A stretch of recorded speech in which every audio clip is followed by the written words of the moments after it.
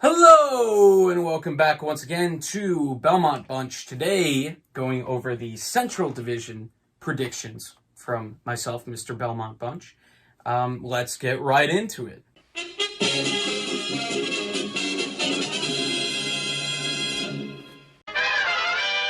All right, so Detroit, not super surprising. It's another year where they're just, working back from a rebuild. Let's get right into it. Not enough scoring, though I do like their first line. Bertuzzi and Mantha are really good wingers for Larkin, so that is fun. I am pretty worried about the defense still not having like that top dog that can lead the unit. So that is an issue. And you still got young guys that are playing into their roles a little bit, though Thomas Greiss will help. Thomas Greiss, that's a fun addition. That's a really good addition. As an Islander fan, I love it. He's been a starter-level goalie the last few years, and though he might have some struggles with Detroit because the defense in front of him won't be as good as it was in New York, I've seen him bail out the Islanders at times too. So Greiss, great acquisition. You've still got some guys. Ryan's a good ad for like what they want out of him, which is 1 year veteran leadership. He's been through a lot in the last few years, and so maybe he has a lot to teach the young guys.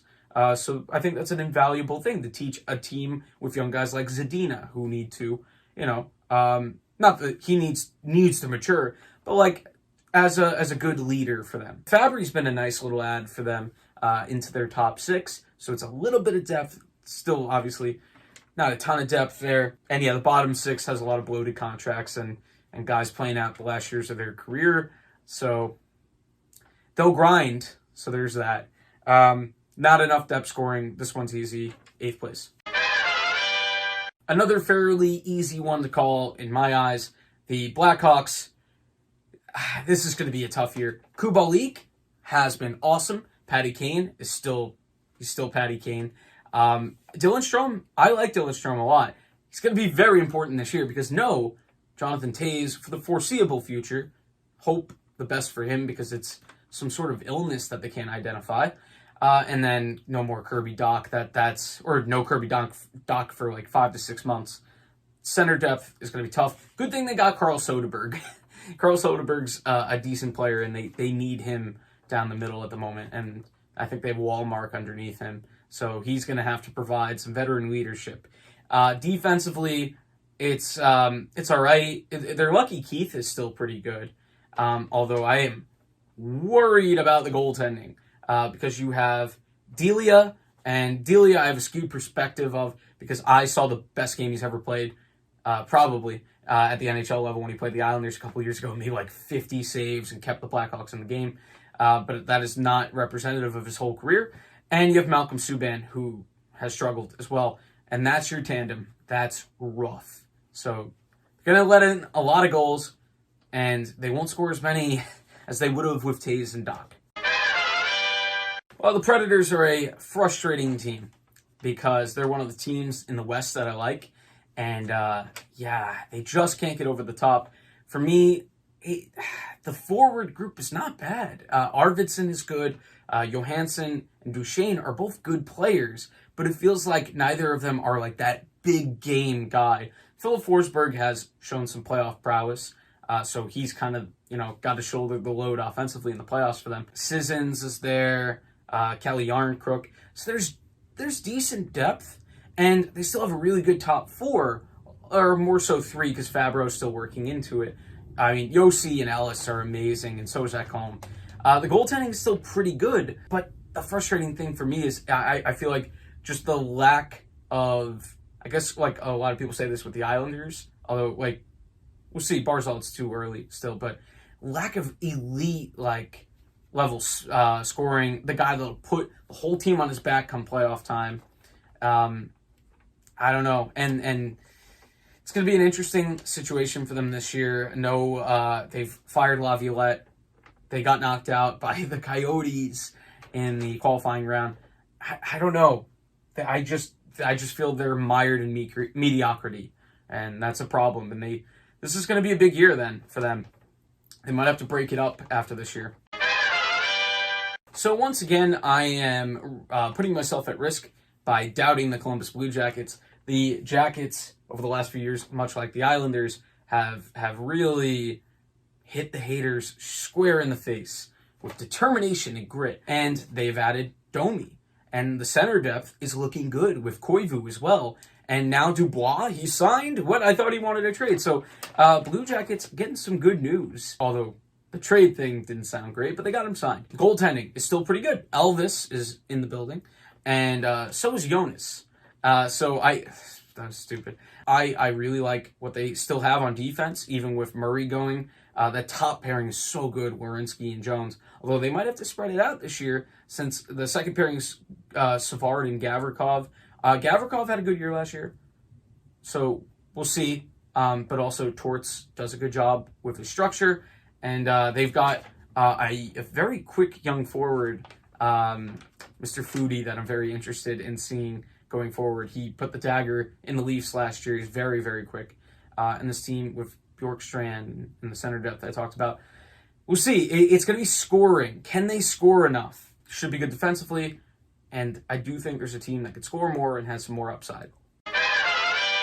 So, welcome to year 10 of me believing in the Florida Panthers. Now, 4, 5, and 6 are pretty close together, I think, in quality, and that group can vary. The Panthers, I'm going to believe in this time because I still love their first line. They've got some depth coming up in Tippett that I'm excited for. Center depth could be better. Trading Trocheck, I'm still not sure about that one. Tripping Trocheck, though, I am sure about that one. That's good. But I need a lot more out of Bobrovsky because Drescher and Montembeault should not be outplaying your $10 million goalie. It's a good thing Spencer Knight is coming up. So for the Panthers, it's believing in the scoring, and getting rid of Matheson is really big. And Ekblad's still really good. Yandel is still a great power play quarterback. Uyghur has been very good for them, and locking him down was pretty important. So here we go. They could finish 6th. They could finish 4th. I think the top 3 are pretty solid, but we'll see. All right, now the Western Conference champions from last year, the Dallas Stars. Now, obviously, guys like Ben and Sagan. Sagan was playing hurt, so I'll give him a little bit, get all the way off his back. But these guys need to get going in the regular season because this team needs help scoring. Guryanov and Hintz, great young players that can help them. Radulov, of course, as well. They have skill up top. I don't know why they don't score more. Their bottom 6 isn't great, so that, the depth is a problem. That's why they've always had to break up that top line and then throw it back together whenever they really desperately need a goal. Defensively, very solid. Esa Lindell is really, really underrated. John Klingberg has a great offensive game and defensive game. And Miro Heiskanen, obviously. And Jamie Alexiak is huge. And he can be the yin and yang for Heiskanen, who loves to skate, but he also gets back. He's just a great skater, though. In goal, I like it. It's just Ben Bishop needs to stay healthy. It's a good thing that it's not the end of the world if he gets hurt because Hudobin has been fantastic. But you don't want to put a lot of pressure on Ottinger, right away. That would be tough. But still, Dallas, defensive structure, they should be a playoff team, for sure. I hope. Raleigh, get ready for the Hurricanes. Irritating tree thing. I'm excited for the Hurricanes, and I really hope that not being in the same division and maybe not having the face boss in the playoffs until conference finals, that could be fun because Bruins ripped my dreams apart. Great depth around the lineup, offensively, defensively. Hayden Fleury and Jake Gardner are their bottom pairing right now on defense. That means you have a pretty solid defense. And, of course, Svechnikov, Aho. The offensive pieces are fantastic. Teravainen. So that top line is elite. And I like the depth. It looks like Niederreiter might get a shot on the first line based on some of the lines I've seen from Sarasiv. Guess what? That's fine. He's a good player. All the way down the lineup. McGinn, Fogle, they're deep. They're a good team. And Trocheck as well. Center depth is good. This team's in pretty good shape, I think. And should be a sure playoff team. It's the goaltending. Once the playoffs come around, it's the goaltending.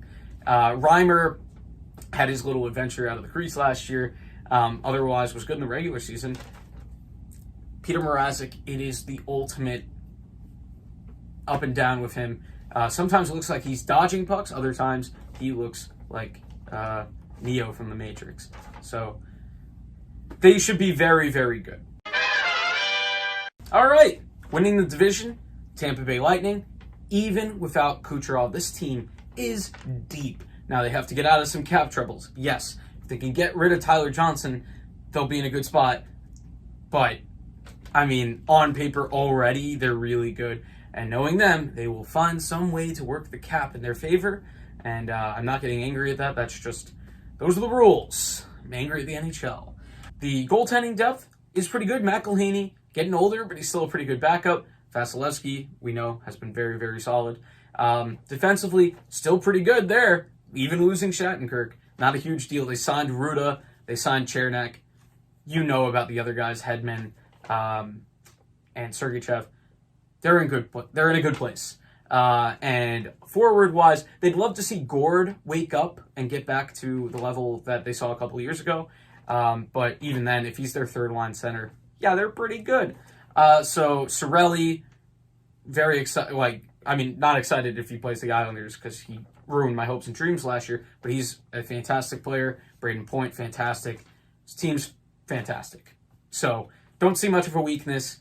Maybe it's that they could use an extra goaltender just in case. But most teams will do that this year. We'll see some PTOs and stuff. Anyway, that's the end of the Central Division preview. If you have any questions and comments, put them below. And, we'll see you next time on Belmont Punch.